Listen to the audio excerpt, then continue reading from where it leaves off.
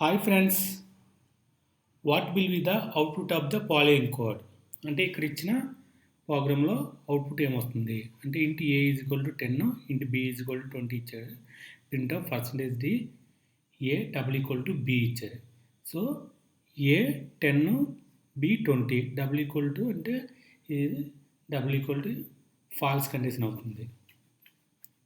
So మనకి ఇప్పుడు false condition వస్తే ఇక్కడ %d ఉన్నది కనుక మనం ఇక్కడ ఫాల్స్ అంటే 0 ప్రింట్ అవుతుంది, ట్రూ అంటే 1 ప్రింట్ అవుతుంది.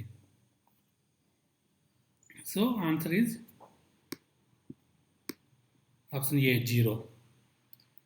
రియల్గా ఒకసారి చెక్ చేసి చూద్దాం.